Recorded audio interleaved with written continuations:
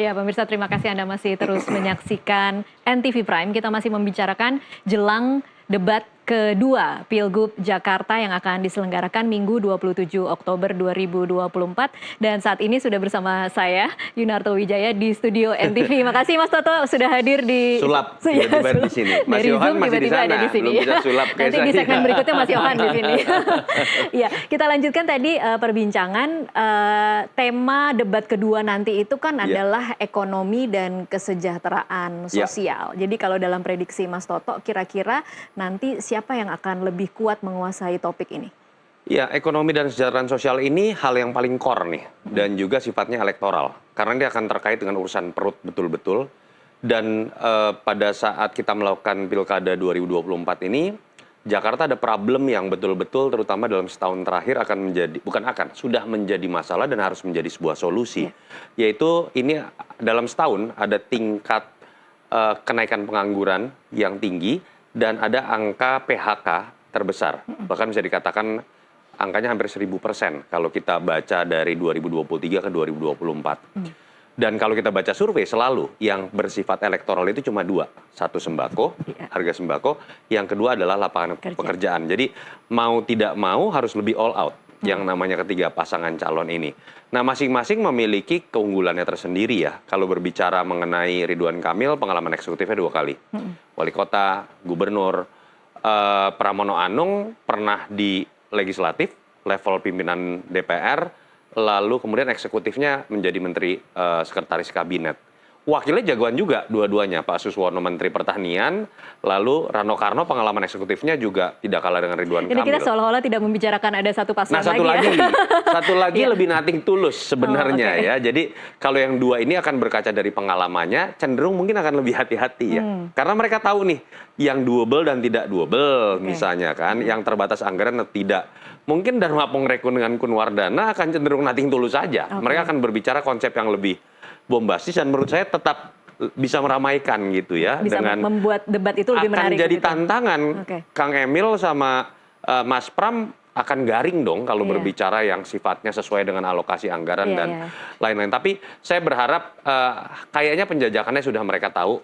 Masing-masing udah tahu gaya berdebat masing-masing. Survei makin ketat juga. Harusnya mereka akan all out sih di tema ini. Sebelum kita lanjutkan perbincangan, kita akan sama-sama menyimak pemirsa ada infografis mengenai program-program yang ditawarkan oleh ketiga paslon. Ini adalah program kerja Cagup Cawagup Jakarta, Ridwan Kamil. Ada program bakwan, kue putu, laksa, petis, asinan, rujak, ketupat, semur. Saya tahu nih kira-kira Mas Toto akan bilang ini gimmick marketing bagaimana menawarkan program-program yang kemudian catchy sesuai makanan-makanan Jakarta mungkin ya Mas Toto? Iya, ini bagian sebetulnya yang pertama membuat gimmick kalau saya baca adalah dari Pram Dandul dengan menggunakan istilah-istilah yang terkait dengan film Sidul Anak Jakarta. Ada si Atun, boleh ada kita Mandra tampilkan juga dan program lain-lain gitu ya. Oh, ini yang paslon nomor 2.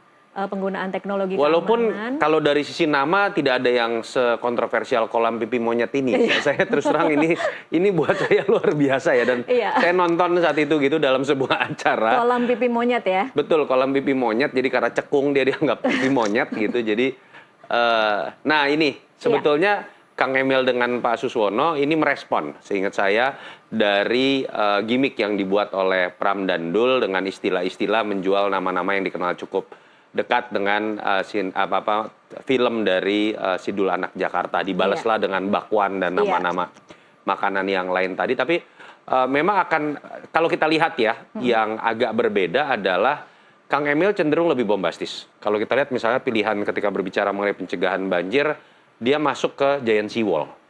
Nah, Pram Dandul sepertinya masuk pada wilayah meneruskan yang baik dari Ahok dengan Anies, dan kemudian yang belum sempurna mereka akan buat program-program barunya. Jadi pendekatannya agak berbeda, dan itu yang menyebabkan kenapa kemudian pesan-pesannya lebih mudah diterima di masyarakat awam terkait dengan Pram Dandul, karena mereka hanya mengulang dari program yang memang dianggap berhasil. Misalnya kalau bicara mengenai Anies Baswedan, Jaki itu harus diakui berhasil misalnya, atau Jaklingko.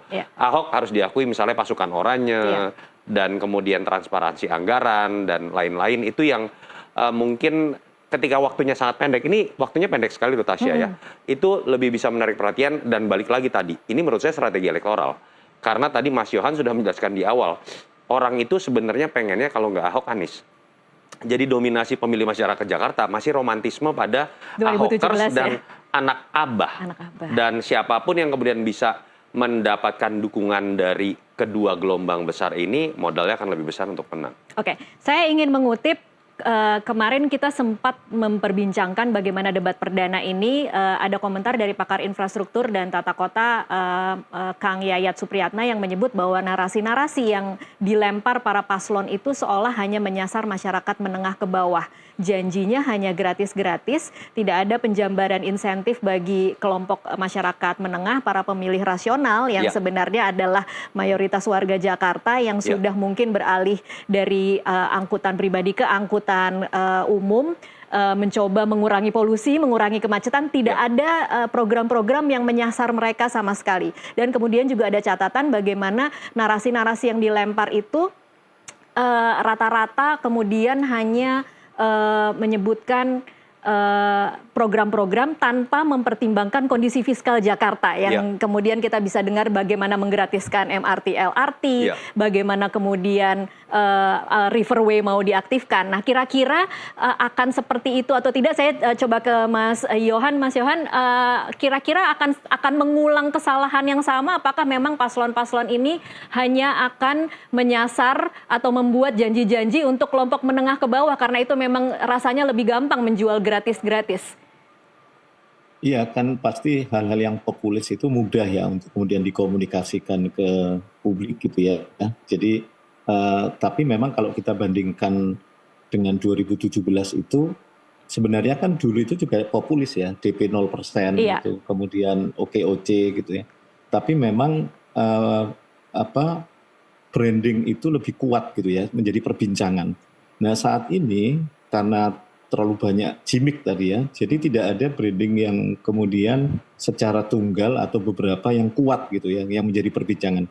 Karena ini penting untuk kalau kita kaitkan dengan upaya-upaya menaikkan elektoral, semakin diperbincangkan, paling tidak eksposurnya semakin meningkat, paling tidak itu berharap akan memberikan insentif gitu ya. Meskipun harus diuji apakah insentifnya elektoral atau disinsentif terhadap elektoral gitu ya. Tapi setidaknya ada satu program yang memang cukup kuat diperbincangkan.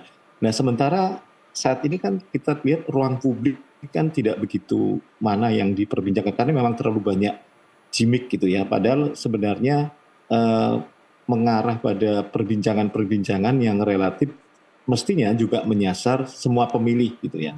Nah sementara ketika kita bandingkan 2017 DP 0% itu meskipun kelihatan itu untuk masyarakat berpenghasilan menengah bawah, tapi itu kan juga segmennya luas gitu ya, semua orang kena gitu, kemudian OKOC.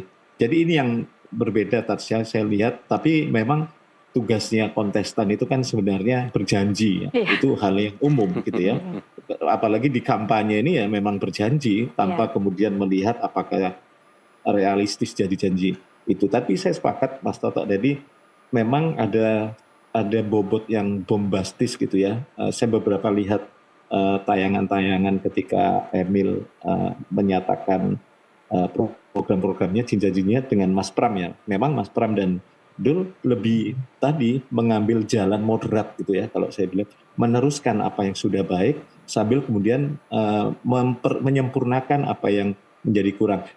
Saya sih melihat ya ini bagian dari strategi elektoral karena tadi yang saya sebut di awal ini Pram dan Dul itu mencoba mempertemukan sebenarnya pemilih Anies dan pemilih Ahok ya, dengan mengambil apa-apa yang baik dari era Ahok dan mengambil apa-apa yang baik di era Anies gitu ya. Dari sisi situ sebenarnya mereka mencoba mempertemukan dua klaster pemilih ini yang sebenarnya kalau kita merujuk survei Kompas, dua klaster pemilih ini saling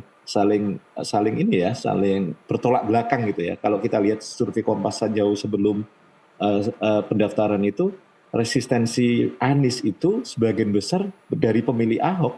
Hal yang sama, resistensi terhadap Ahok itu berasal dari pemilih Anies. Nah, ketika dua kelompok pemilih ini dipertemukan dengan wacana narasi-narasi yang dimainkan Pram dan Dul, terutama dengan mengambil yang baik-baik dari era Ahok dan mengambil yang baik dari era Anies, saya pikir ini strategi yang cukup relatif gitu ya kalau kita lihat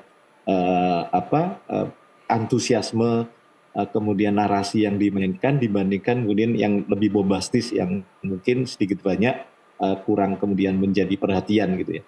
Jadi saya melihat sih kuncinya lebih pada rasionalisasi janji ketika di debat kedua nanti, kemudian itu bisa kemudian sangat dekat dengan kebutuhan pemilih.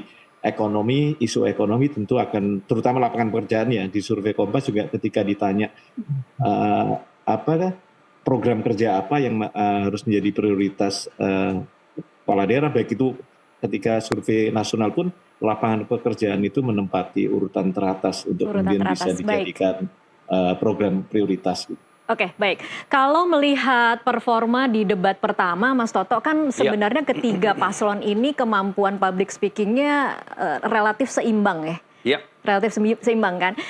Kemudian kalau kita mencoba memberikan tips kepada pemilih yang menonton debat, harus bagaimana mereka menilai performa ketiga paslon ini? Ya, memang kalau kita lihat ketiga-tiganya kenapa bagus, tiga-tiganya ini level atas ya, pencapaian karirnya ya. Apapun Dharma Pongrekun Komjen loh, gitu, bintang 3 wakil BSSN. Jadi bukan sebuah hal baru untuk berbicara di hadapan publik. Bandingkan kalau kita lihat debat-debat pilkada kabupaten kota, mohon maaf ya, ada yang sampai gelegapan ya, tidak bisa ngomong, bahkan gemeteran itu terlihat di TV gitu. Tapi kalau mau memberikan catatan, menurut saya bagaimana melihat sosok yang dalam pilkada bukan hanya DKI, terutama DKI ya, pemilih rasional. Kalau saya hindari malah calon yang berbicara mengenai hal-hal yang terlalu banyak berbicara gratis. Oh, oke. Jadi itu harus jadi catatan kalau malah ya? Kalau menurut saya, karena pengalaman dari kita lihat apa yang terjadi pada banyak pilkada, termasuk pilpres saya harus mengatakan. Ketika berbicara mengenai gratis, mohon maaf, misalnya makan bergizi gratis gitu ya. Anggapan orang 400 triliun itu, 90 triliun itu akan di tahun pertama langsung dilakukan. Atau gaji honorer guru naik, atau gaji guru naik 2 juta akan dimulai bulan Oktober. Tapi itu dimakan tidak sih sama pemilih? Jangan-jangan yang kritis memang menilai, oh jangan pilih yang gratis, tapi rakyat kebanyakan justru malah memang pilih saja yang ini. Faktanya seperti itu, Tasya. Ketika berbicara jumlah pemilih paling banyak, memang kelas menengah ke bawah. Dan ketika berbicara apa yang diinginkan oleh masyarakat menengah ke bawah, yang sifatnya langsung bisa menjadi sulap elektoral adalah sesuatu yang sifatnya gratis. Salah satu contohnya apa yang terjadi pada Pilpres kemarin. Tapi kan saya berharap boleh dong, ini Jakarta loh. Jangan kemudian harusnya lebih pintar gitu. Harusnya lebih pintar, makanya saya memberikan solusi sebaliknya. Jangan pilih yang kemudian kebanyakan ngomong gratis gitu ya.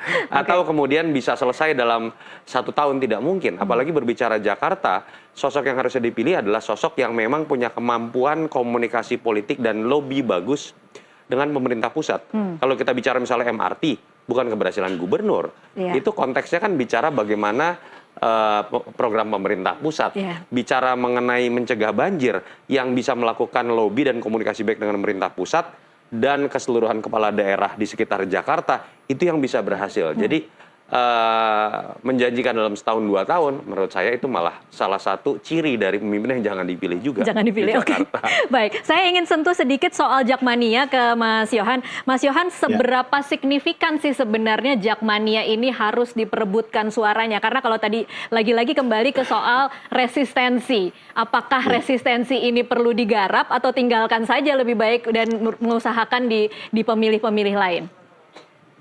Ya kan, Jakmania ini kan salah satu entitas yang tidak bisa dilupakan dan dilepaskan ya ketika kita bicara soal pemilih Jakarta.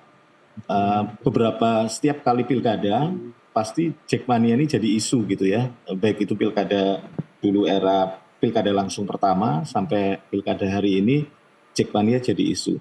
Saya pikir memang masih debatable jumlah Jakmania ini apakah memang cukup signifikan ya. Tapi yang jelas narasi-narasi yang dimainkan Jackmania ini memang tidak bisa lepas bahwa mereka ini representasi dari pemilih Jakarta, bagian yang tidak terpisahkan. Jadi menanggalkan mereka saya pikir juga bukan sesuatu langkah yang strategis ya.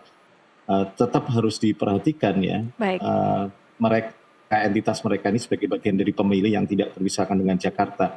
Karena representasi simbol Jakarta itu ada di Jackmania juga gitu ya. Tapi kalau kita lihat rekam jejak, memang seperti yang saya ungkapkan tadi, tantangannya justru di Pak RK ya, karena memang mengawali ini dengan disinsentif terhadap Jackmania. Sementara Mas Pram dan Dul saya pikir tidak menjadi isu yang kontraproduktif di pasangan ini terkait Jackmania.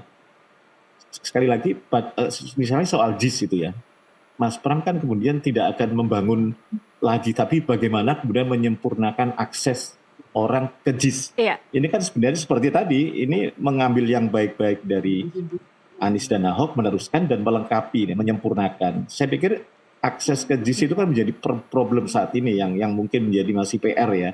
Orang akses ke JIS itu masih kesulitan. Nah, Mas Pram menjanjikan itu, bukan kemudian membangun hal yang baru, yang kemudian mungkin orang melihat buat apa bangun yang baru, misalnya hal-hal yang baru, tapi hal yang sudah bagus ini tidak diteruskan dan dirawat dan dilengkapi dengan fasilitas-fasilitas akses terutama. Jadi saya pikir dengan menyinggung isu JIS, Mas Pram itu sebagai bagian juga untuk mendekati secara elektoral dari komunitas Jackmania atas ya. Jadi saya melihat sih menjadi variabel penting, dan ini tantangan bagi RK yang di awal juga tadi yang saya sebutkan justru melakukan disinsentif terhadap Jackmania. Sementara Pak Pram sudah relatif tidak punya beban itu ya ketika mendekati Jackmania. Oke, baik. Bawaslu mengatakan ada banyak pemilih muda yang belum tahu paslon-paslon yang akan bertanding di Pilkada. Ini sesuatu fakta yang menurut saya juga cukup menarik, dan secara keseluruhan memang saya tidak tahu ya, mungkin bisa dikoreksi kalau salah, tetapi rasanya memang ini tidak seseru 2017, tidak seseru Pileg Pilpres kemarin. Apakah karena memang jaraknya terlalu dekat atau ada sebab-sebab lain, Mas Toto? Ada kejenuhan, Tasya, kalau kita lihat bukan hanya di survei Pilkada DKI ya. Saya mungkin ada data 200 lebih daerah dari April sampai sekarang. Kejenuhan itu terjadi. Pertama, ini pertama kali kita melakukan Pilkada tahunnya berbarengan dengan Pilpres. Jadi perasaan baru berantem, perasaan tanda kutip ya berantemnya, perasaan baru rame-rame kemudian muncul lagi. Nah, kejenuhan ini ditambah lagi, ini pertama kali juga serentak, 545 pilkada. Jadi too much noise gitu, terlalu banyak noise. Buka sosmed isinya ada berita Banten, ada berita Kalimantan Barat, ada berita Jawa Timur, termasuk Jakarta gitu kan. Dan ini yang menyebabkan ada dua hal yang kemudian menjadi konsekuensi. Yang pertama, mereka betul-betul apatis, dan ketika mereka apatis, mereka menunggu gimmick yang mereka sukai saja. Jadi sangat dangkal. Bojonegoro misalnya ya. Kalau itu terlalu ekstrim. Yang kedua, mereka jatuhnya ketika jenuh bukan mencari gimmick, tapi kemudian menjadi pragmatis.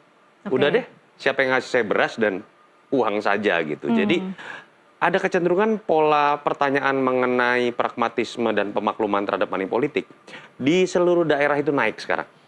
Karena variabel tadi. Ya, selain karena faktor Pilpres dan Pileg, pemberian money politik juga brutal sekali gitu ya.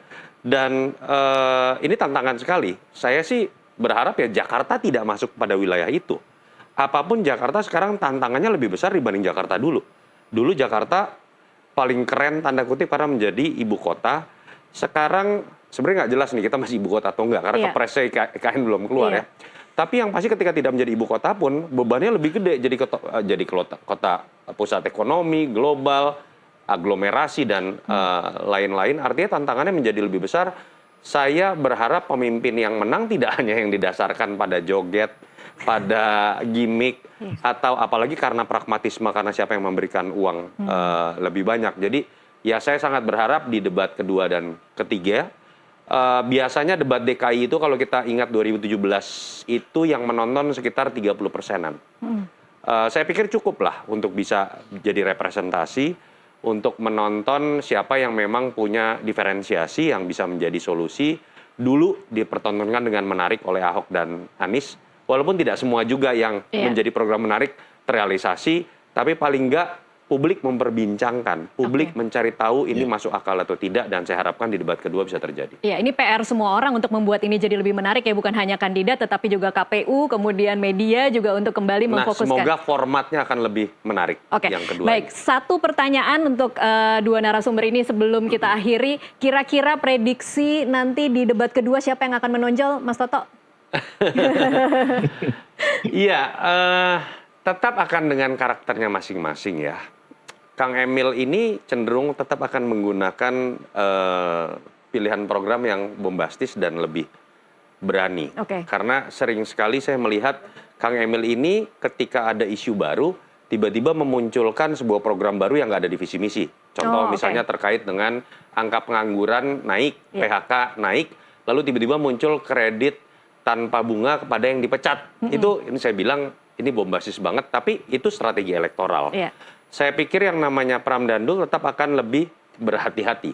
Karena mereka seperti ingin menjaga image bahwa mereka bisa meneruskan yang baik dari Anies dan Ahok, sehingga mereka mungkin akan masuk dalam koridor menyempurnakan saja. Dharma Pongrekon menurut saya akan lebih all out lagi. Mungkin akan muncul yang lebih kontroversial dibanding tidak percaya COVID gitu ya nanti. Tapi, tapi menurut saya ini sebuah kejujuran dalam demokrasi. Kita biarkan ini terjadi. Yang jelas semoga saling di antara mereka ini bisa saling mengejar yang tadi Tasya bilang, pemahaman teknokratis, keterbatasan anggaran, sehingga bisa kelihatan mana yang memang omon-omon, bahasa Pak Prabowo, mana yang memang realistis. Baik. Mas Yohan, kira-kira siapa yang akan lebih menonjol nanti di debat kedua?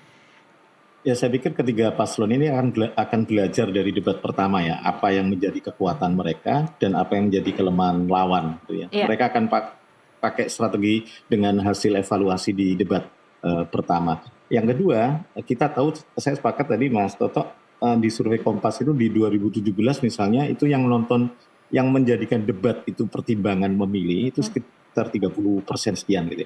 Jadi artinya debat ini memang punya pengaruh elektoral, terutama bagi pemilih yang masih undecided gitu ya, masih swing voter. Jadi debat ini akan menjadi referensi mereka untuk menentukan siapa yang paling layak untuk mereka pilih. Jadi saya yakin ketiga paslon ini akan all out dengan mempertimbangkan kekuatan evaluasi mereka kuatnya di mana di debat pertama kemarin, dan mereka juga mempelajari kelemahan lawan. Saya pikir itu akan jadi amunisi di debat kedua nanti, Tasya. Baik. Kita sama-sama nantikan, tapi terima kasih Mas Yohan dan Mas Toto untuk waktunya bersama kami. Mas Yohan, makasih. Yuk, makasih Mas Toto. Makasih.